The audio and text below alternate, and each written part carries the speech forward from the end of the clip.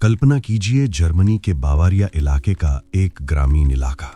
चारों तरफ खेत, थोड़ी दूरी पर जंगल और उनके बीच एक अकेला फार्म हाउस। ये कोई गांव नहीं था, नहीं कोई कस्बा। ये एक अलग थलग घर था जिसका नाम था हिंटरकाइफेक। 1922 के उस समय में यहाँ रातें बहुत शांत हुआ करती थीं। इतनी शांत कि अगर कोई आवाज आती भी तो वो या तो बहुत साफ सुनाई देती थी या फिर पूरी तरह सन्नाटे में खो जाती थी। पास में कोई पड़ोसी नहीं था, कोई सड़क नहीं थी जहां से लोग आते जाते हों।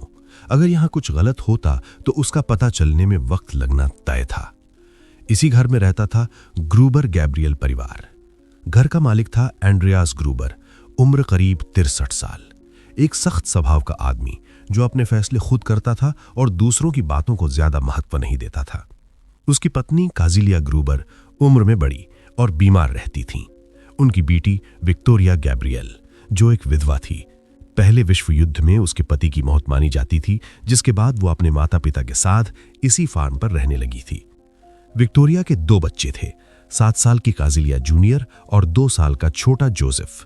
यानी इस घर में कुल 5 लोग रहते थे।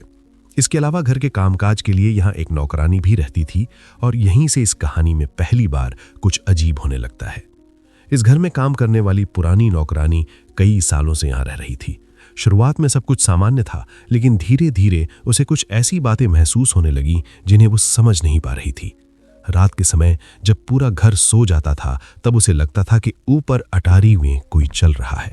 कदमों की हल्की आवाजें, लकड़ी के फर्श की चर्रमाहट, ऐसी आवाजें जो जानवरों जैसी नहीं थीं। शुरुआत में उसने इसे अपने मन का वहम समझा, लेकिन जब ये आवाजें बार बार आने लगीं तो उसने घर के मालिक एंड्रियास ग्रूबर से इस बारे में बात की। उसने साफ कहा कि उसे रात में डर लगता है और उसे ऐसा महसूस होता है कि घर में कोई और भी है। एंड्रियास ने उसकी बात को गंभीरता से नहीं लिया। उसका मानना था कि ये सब डर या थकान की वजह से हो रहा है। उसने न तो अटारी के अच्छे से जांच करवाई, न ही किसी बाहरी मदद को बुलाया। समय बीतता गया, लेकिन नौकरानी का डर बढ़ता गया। एक दिन उसने बर्फ में कुछ पैरों के निशान देखे। ये निशान जंगल की तरफ से आते हुए सीधे घर तक पहुंचे थे, लेकिन अजीब बात यह थी कि उन पैरों के निशान वापस जंगल की ओर जाते हुए दिखाई नहीं दे रहे थे, जैसे कोई आया हो और यहीं रुक गया हो। कुछ समय बाद एक और बात सामने आई। घर की एक चाबी अचानक गायब हो गई। किसी को पता नहीं था कि वो चाबी कहाँ गई। अब नौकरानी को यकीन हो गया था कि कुछ सही नहीं है। उसने एक दिन अचानक नौकरी छोड़ दी और इस घर से चली गई। बाद में उसने दूसरों से कहा कि वो घर उसे असुरक्षित लगता था और उसे वहां रहने में डर लगता था, लेकिन परिवार ने फिर भी इस बात को ज्यादा तवज्जो नहीं दी। कुछ ही हफ्तों बाद 31 मार्च 1922 को इस घर में एक नई नौकरानी आई। उसका नाम था मारिया बामगार्टनर। ये उसका इस घर में पहला दिन था और उसे बिल्कुल भी अंदाजा नहीं था कि ये जगह, ये घर और ये रात उसके जीवन की आखिरी होगी। यहीं से कहानी एक ऐसे मोड़ की तरफ बढ़ती है जहां डर सिर्फ महसूस नहीं किया जाता, बल्कि सच बन जाता है। 31 मार्च 1922 की सुबह थी जब मारिया बामगार्टनर हिंटरकाइफेक पहुंची। वो 44 साल की थी और उसी दिन पहली बार इस फार्म हाउस में रहने आई थी।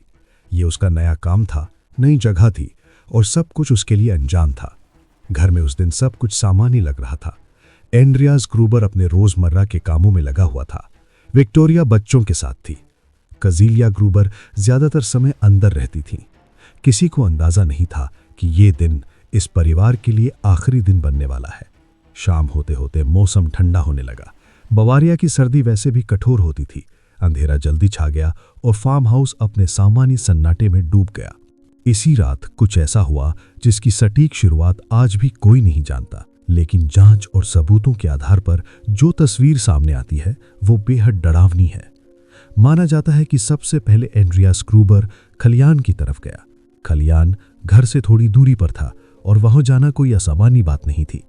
अक्सर जानवरों या किसी आवाज की वजह से लोग रात में भी वहां चले जाते थे।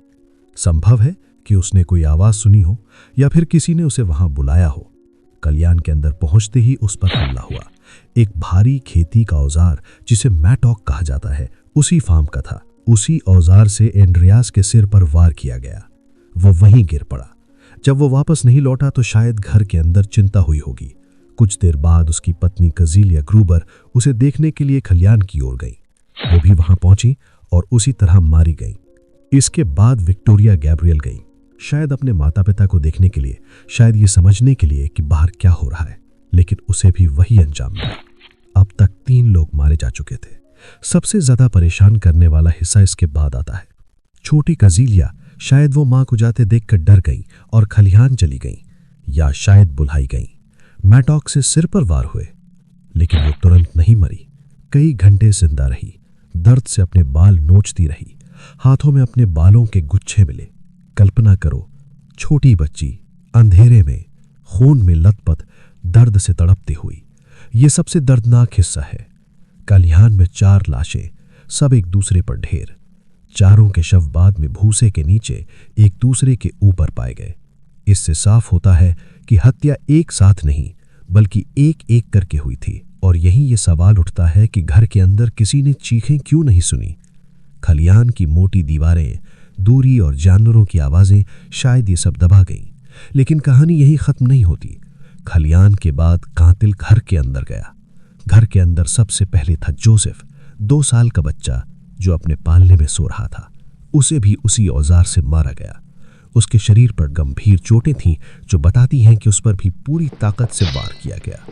इसके बाद बारी आई मारिया बाउमगार्टनर की। वो अपने कमरे में थी। संभावे कि वो सब कुछ होने के बाद जागी हो या किसी आवाज से सतर्क हुई हो। हत्यारे ने सिर पर कई बार मारा। खून से बिस्तर लाल हो गया। फिर हत्यारे ने चादर डाल दी उसके ऊपर, जैसे सफाई कर रहा हो। कोई घबराहट नहीं, शांत था। पूरी रात में 6 हत्याएं, सब सिर पर हमला, मैटॉक से, बहुत बेरहमी से मारा। मौत पक्की करने के लिए बार बार मारा। ज्यादातर लोगों के पास बचाव का मौका भी नहीं था। अचानक हमला। ये किसी घबराए हुए इंसान का काम नहीं लगता। ये किसी ऐसे व्यक्ति का काम लगता है जो नियंत्रण में था। उस रात हिंटरकाइफेक में 6 लोगों की हत्या हो चुकी थी, लेकिन सबसे अजीब और डरावनी बात अभी बाकी थी। 31 मार्च की वो रात खत्म हो चुकी थी। हिंटरकाइफेक के फार्म हाउस में अब कोई जिंदा नहीं था, लेकिन इसके बावजूद वहां जिंदगी रुक नहीं गई। यही बात इस केस को सिर्फ हत्या नहीं, बल्कि एक गहरी पहेली बना देती है। अगले 4 दिनों तक किसी को यह एहसास नहीं हुआ कि उस घर में 6 लोग मारे जा चुके हैं। पड़ोसियों ने कुछ अजीब बातें जरूर नोटिस की, लेकिन उन्हें जोड़कर देखने की कोशिश किसी ने नहीं की। खेतों के बीच बसे उस फार्म से चिमनी का धुआं उठता रहा, जिसका मतलब था कि घर के अंदर चूल्हा जल रहा है। गायों को रोज चारा दिया गया, चूल्हा जलाया, खाना बनाया और खाया, मांस काटा। कुत्ते को बांध कर रखा था कि वो भौंक न सके। लाशें वहीं पड़ी रहीं। जो कोई भी ये काम कर रहा था, वो जानता था कि फार्म कैसे चलता है। यानी कातिल वही था जो इस घर को अच्छी तरह जानता था। ये मानना मुश्किल है कि इतनी बड़ी घटना के बाद कोई अजनबी इतनी शांति से वहां रह सके। इसी दौरान कुछ लोगों ने यह भी देखा कि रात में कभी-कभी घर की खिड़कियों से रोशनी आती थी, लेकिन क्योंकि ग्रूबर परिवार अक्सर खुद में ही रहता था, किसी को यह असामान्य नहीं लगा। इधर घर के अंदर 6 लाशें पड़ी थीं, 4 खलिहान में भूसे के नीचे, एक नौकरानी अपने बिस्तर पर और फिर एक बच्चा अपने पालने में। जब बाद में जांच हुई तो ये साफ हो गया कि हत्या के बाद लाशों को तुरंत नहीं छुआ गया था। उनकी स्थिति ये बताती है कि वे कई दिनों तक वहीं पड़ी रहीं। 4 दिन बीत गए, कोई स्कूल नहीं गया, कोई चर्च नहीं पहुंचा, फिर भी किसी ने तुरंत पुलिस को खबर नहीं दी। आखिरकार 4 अप्रैल 1922 को कुछ पड़ोसी फार्म तक पहुंचे। पहले उन्होंने दरवाजा खटखटाया, कोई जवाब नहीं मिला। जब उन्होंने अंदर झांकने की कोशिश की तो माहौल कुछ ठीक नहीं लगा। वे खलिहान की तरफ गए और वहीं भूसे के नीचे उन्हें 4 शव मिले, एक दूसरे के ऊपर पड़े हुए, सिर पूरी तरह कुचले हुए। घबराहट फैल गई। पड़ोसी घर के अंदर भागे। नौकरानी का शव उसके बिस्तर पर मिला और फिर पालने में छोटे जोसेफ की लाश। ये दृश्य किसी के लिए भी देख पाना आसान नहीं था, लेकिन इससे भी बड़ी गलती इसके बाद हुई। लोग डर के मारे और जिज्ञासा में घर के अंदर घुसते चले गए। किसी ने लाशों को छुआ, किसी ने भूसा हटाया, कुछ लोग रसोई तक पहुंच गए। जब तक पुलिस पहुंची, क्राइम सीन पहले ही खराब हो चुका था।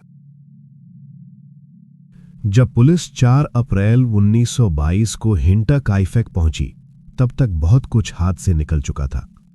घर में भीड़ जा चुकी थी, लोग अंदर बाहर हो चुके थे, लाशें हिल चुकी थीं, भूसा हटाया जा चुका था। आज के ज़माने में जिस चीज़ को हम क्राइम सीन कहते हैं, उस समय उसकी अहमियत ठीक से समझी नहीं जाती थी। फिर भी पुलिस ने जो देखा वो किसी साधारण हत्या से बिल्कुल अलग था। सबसे पहले ये साफ हुआ कि किसी भी तरह की चोरी नहीं हुई थी। घर में पैसे थे, गहने थे, सब कुछ वैसे ही पड़ा था। मतलब साफ था, ये हत्या लूट के लिए नहीं की गई थी।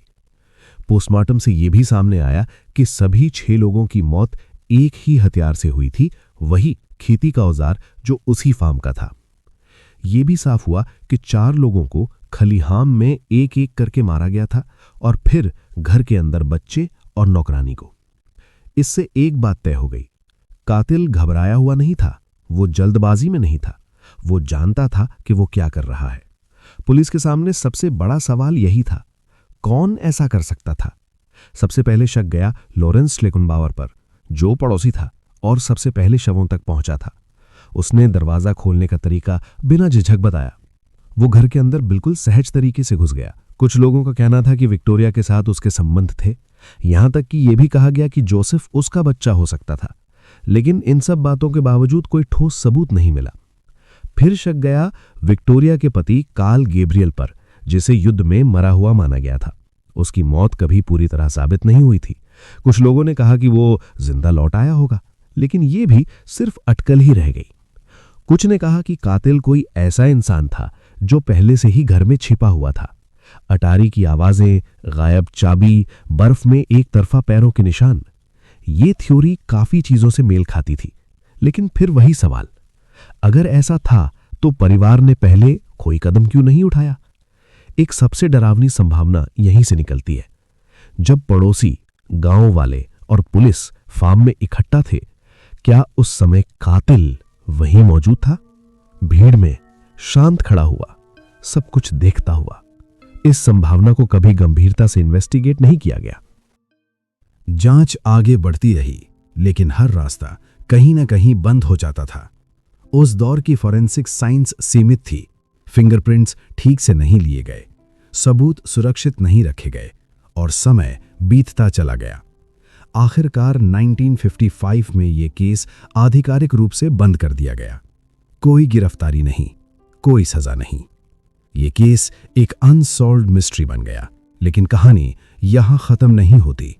अब कुछ ऐसे सवाल बचते हैं जो आज भी लोगों को परेशान करते हैं। पहला सवाल, लोग एक एक करके बाहर क्यों गए?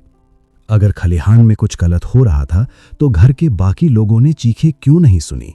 इसका जवाब शायद जगह में छिपा है। खलिहान घर से थोड़ा दूर था, मोटी दीवारें, भूसा, जानवरों की आवाजें। अगर अंदर कुछ हुआ भी हो तो उसकी आवाज घर तक पहुंचना मुश्किल था। और इस फार्म में रात में खलिहान जाना कोई असामान्य बात नहीं थी। अगर किसी को लगे कि गाय परेशान है या कोई आवाज आई है तो लोग अलग अलग जाकर जांच करते थे।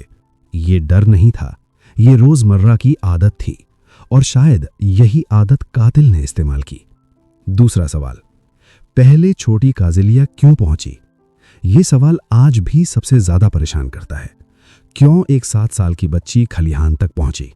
संभव है उसने अपनी मां को देखा हो, वो डर गई हो या वो उन्हें ढूंढने निकली हो।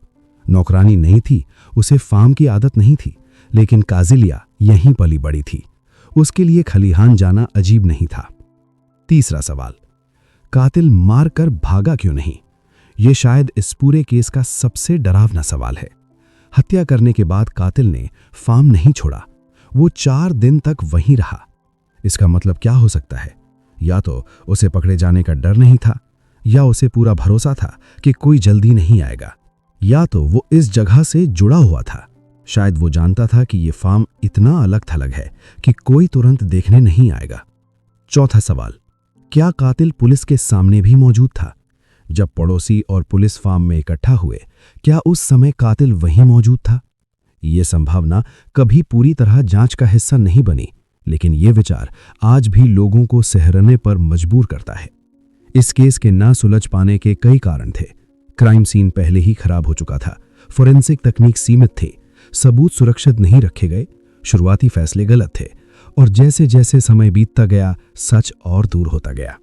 1955 में इस केस को आधिकारिक तौर पर बंद कर दिया गया, बिना किसी दोषी के। हिंटरकाइफेक की कहानी किसी एक कातिल पर खत्म नहीं होती। ये कहानी खत्म होती है उन सवालों पर जिनका जवाब कभी नहीं मिला। कौन था वो इंसान जो एक एक करके पूरे परिवार को खलिहान तक ले गया? कौन था जो बच्चों को मारने के बाद भी 4 दिन तक उसी घर में रहा? कौन था जो चूल्हा चलाता रहा, खाना बनाता रहा, जानवरों को खिलाता रहा, जबकि आसपास लाशें पड़ी थीं? शायद वो कोई पड़ोसी था, शायद कोई जान पहचान वाला, और शायद हम कभी नहीं जान पाएंगे, क्योंकि कुछ अपराध इतने पुराने हो जाते हैं कि सबूत मिट जाते हैं, गवाह मर जाते हैं और सच इतिहास के शोर में खो जाता है। आज हिंटरकाइफेक का फार्म मौजूद नहीं है, वहां कोई घर नहीं है, कोई दीवार नहीं है, लेकिन जो हुआ था वो अब भी जिंदा है, फाइलों में, सवालों में और उन खामोशियों में जो आज भी जवाब मांगती हैं।